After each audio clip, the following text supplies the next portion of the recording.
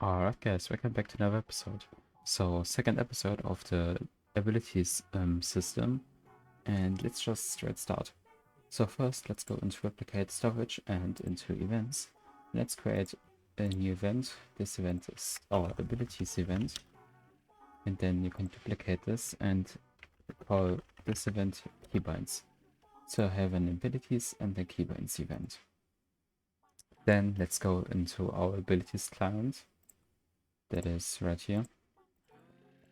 And let's start scripting. So first, let's get replicate storage again. So upper RS, let's go game service replicate storage. Let's also get the user input service.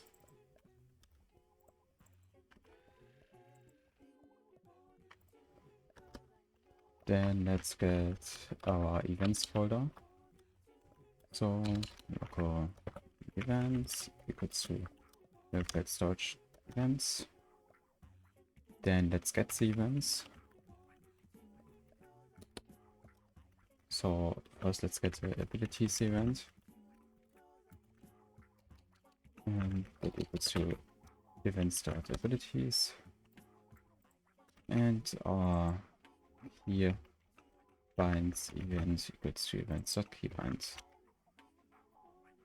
Then let's also create a table,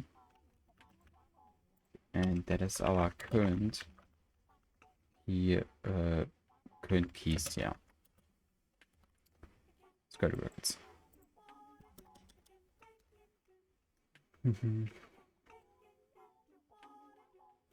Okay, and then after that, let's just already have connect our keybinds function. Keybinds event.onBind connect function. And this is for later. But for now, we are gonna have the user input service dot input begin connect function. Is it, what the hell is this? Why is it so, I don't know. But in here we're gonna get here and it's typing. Then if it's typing, then current. Then local key equals to key dot keycode dot name. And then we're gonna loop through our current keys, because basically what we're gonna do now is we are checking if we are pressing one of those keys. So what we're gonna do is for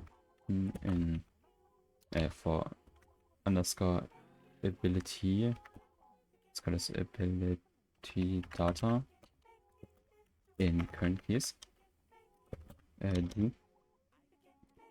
Then let's declare some variables. So used by ability name and the keybind, that is ability data. So basically this dot used by, so this, then the ability data dot abilities ability, so this, and then the keybind dot keybind. Okay, so it looks like this. Then if keybind equals to key, then let's fire the abilities event with a key. Okay.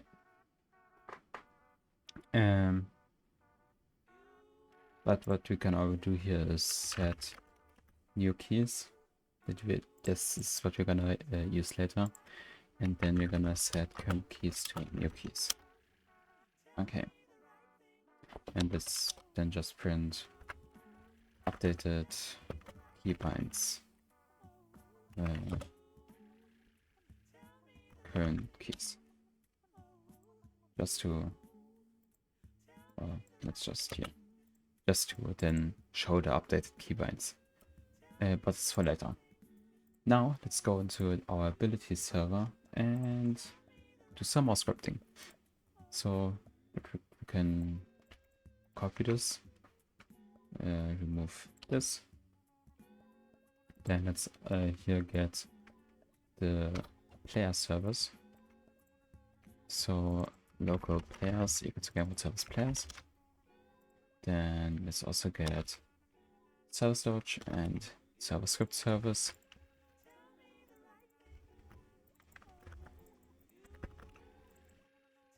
Then let's also get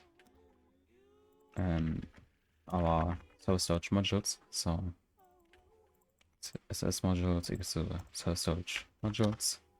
And let's get our abilities module folder, which is this one.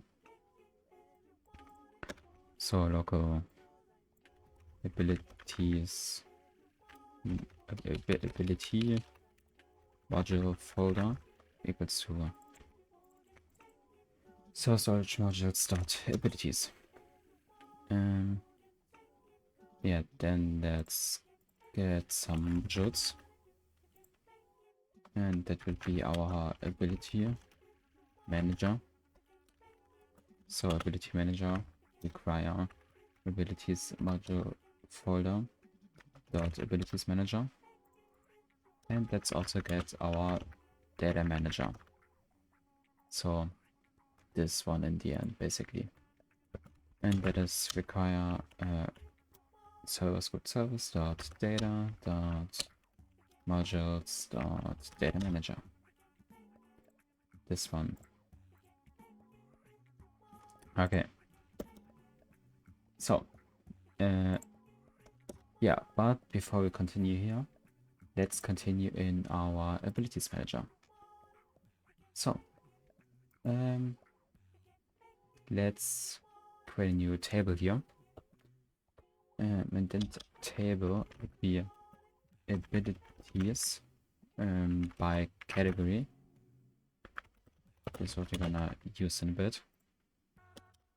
And then let's create our first function. And that function would be, let's recall this to, ability manager. We can just recall it to this. Then you have to also have to recall this. Then function abilities manager dot load abilities. Then we're gonna pass through a folder. Then let's also make a function that is called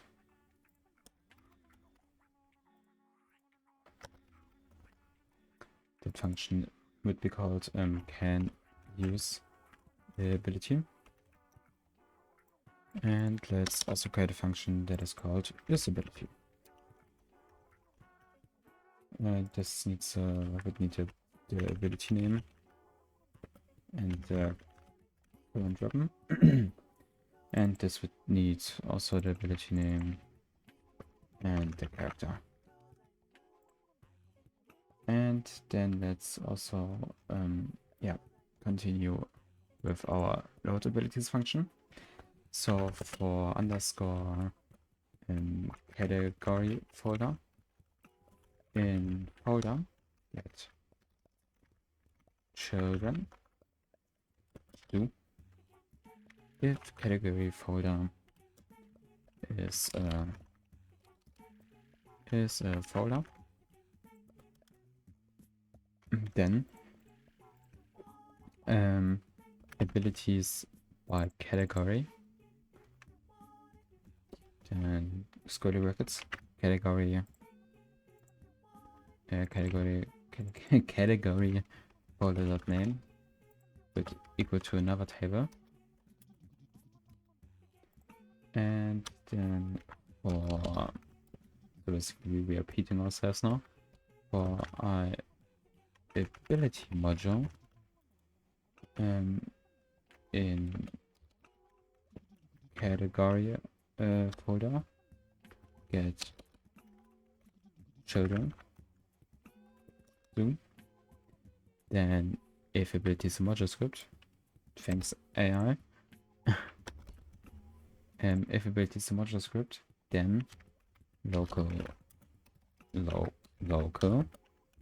ability equals to require ability module, and then abilities by category with so abilities by category folder dot name, then ability module dot name with equal to the ability. Why did we all of this? Why did we do all of this? This is later for the for those two. So basically just having a table here. I can show this. I don't have to say it. I can just show it. So let's do print abilities by category after this, and then let's call it from here. So ability manager dot load abilities, and what the folder we are gonna pass through is just the abilities manager. Yeah, because it's gonna start, and it's not a folder, but yeah, this is kind of named wrong, but I don't care. But it's gonna search this, and then it's gonna search in here for the modules, which we are also gonna see in, this is the wrong one, this is the right one. So first it got folders right here, and then in the folders it got abilities. So basically just got this hierarchy here and put it in the table. That's basically what we did here. Okay, then let's continue in here, and we're gonna start with the keybinds thing.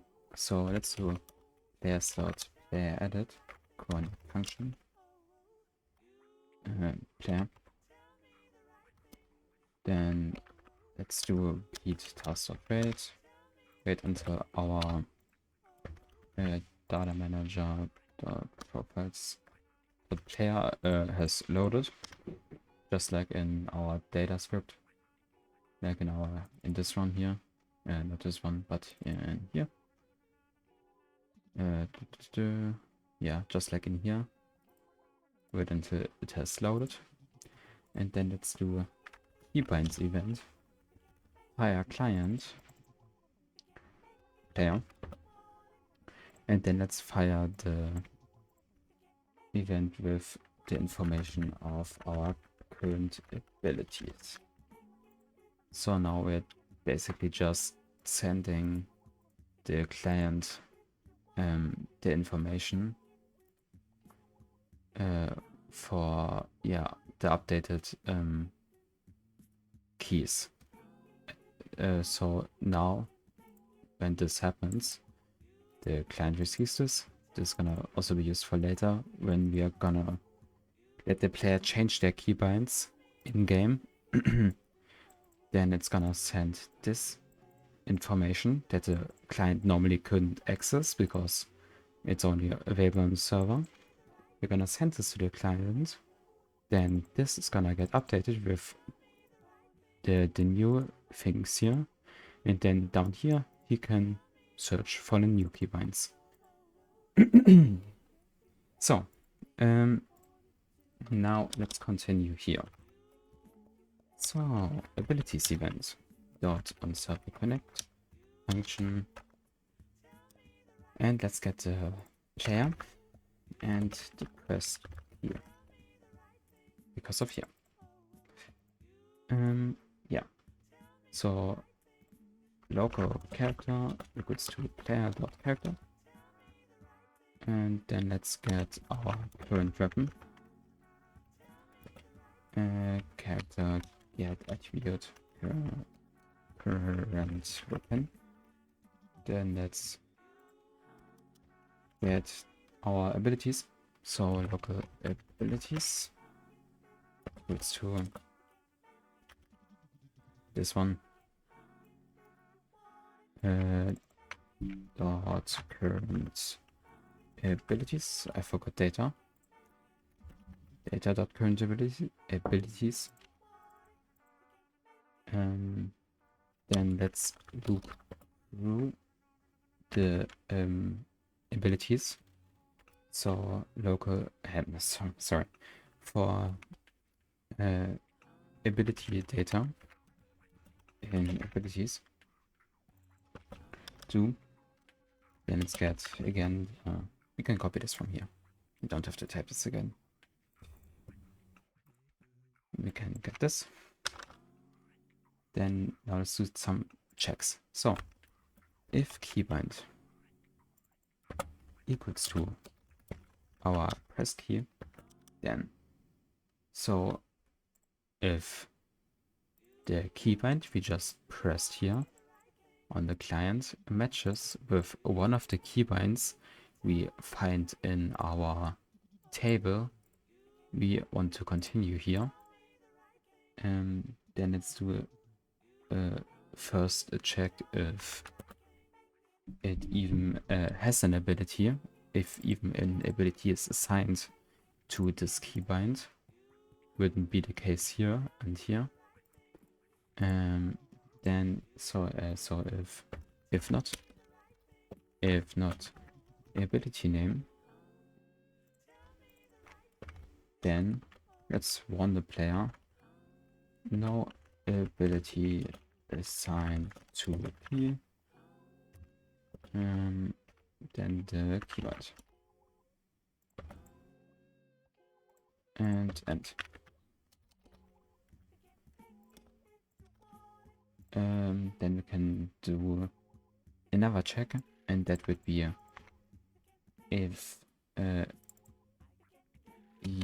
so this first check if used by exists, and also if used by does not equal to the current weapon. Then let's run the play again, but this time let's say ability ability name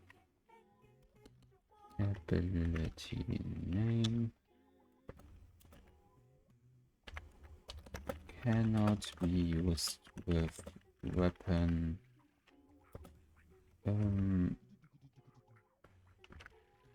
current weapon, like this. Okay, and then we can do check if but we haven't even written this yet. So this in a bit. So let's go into abilities manager first, and let's actually create this function now.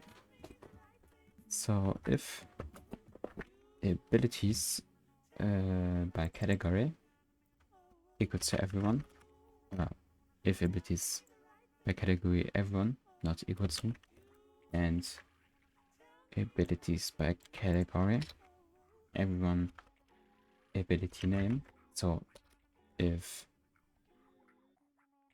ability name, then we would return true. So if the ability that we are trying to use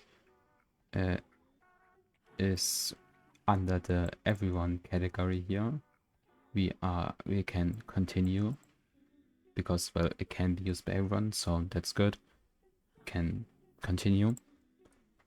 And also if the current weapon and abilities by category current weapon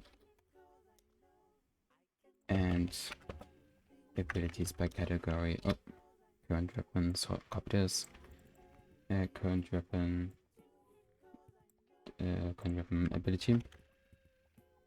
ability name, then it would also return true. So if the weapon can be used by everyone, or the weapon can be used by the weapon you currently have, then you can continue, but else we're just gonna return false. And then so we can go back here and say if ability manager dot can use ability, and then our ability name and our current weapon. Then we want to do ability manager dot use ability with our ability name and character. But if not, let's run the player again. Ability, oops, ability name cannot be used. Let's just remove this, and then let's go over to actually using the ability, and this would be pretty simple. Let's just define. Oh, we don't even have to define it. We can just pass it through here too. So let's also pass current weapon through here. So here current weapon, and then let's do if ability is by category. Abilities by category, sorry, everyone, and abilities by category everyone ability name. You know the drill. And ability name. Then oh, not true. But then the closest here. True. Then wait, okay. I don't know why this happens, but if the ability can be used by everyone, we're just gonna do ability everyone ability name. You can take this dot activate and send it through our character. Oh yeah, we didn't even make the functions here, but let's just make a small function here that would be function module dot activate and get our character. Let's press test ability activated by character. Let's just put this in here. Test ability 2 activated by character, and then let's just say this here.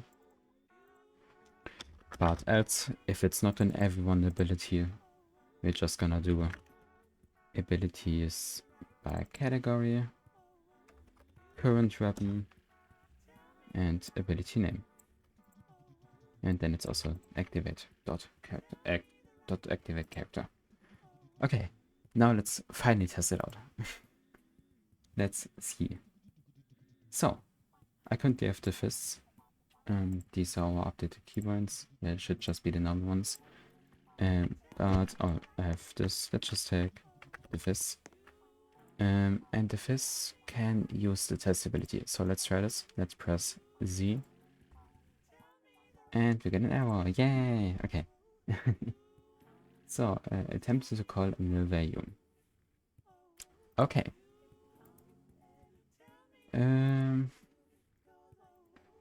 Oh yeah. Yeah. Activated. Let's keep it activate. But we called it wrong here. That's the problem. Okay. Now let's try pressing that again. Cool. Test ability activated by me. You can also do this for our ability that can be used by everyone. But if we press C, we get an error, but it already did this. No ability is sent to key C. But we get an error. It had to come with the string. So ability ability name is nil here. So what we can do is just, come on, load, please. Thank you. If not here. If this is true, then let's just return. So if no ability name, then let's just return. And also here for if they have the wrong weapon, then let's just return and not even try to continue. Then the error shouldn't appear. Yep, no ability assigned to key. Same for V. Test ability deliver, yep. Then let's try switching our weapon, and if we press Z now, it should say that we don't have the right weapon. The test ability cannot be used with weapon rapier. Yep. And test ability works still because it can be used by everyone. And the other ones have no key assigned. Okay, that's the base of like the framework of our abilities finished. That's good. That's like really good. Next episode, I'm probably gonna make the UI for this. And on the following episode, after the UI episode, I'm probably gonna show you how you can make something that lets you change the keybinds here. Like in-game. And the final episode of the abilities would probably just be making some actual random abilities. But yeah, thanks a lot for watching. I hope I can get the next episodes out sooner than like again 2 weeks waiting, but I really can't promise anything. But yeah, I hope you have a nice day and see ya. Bye.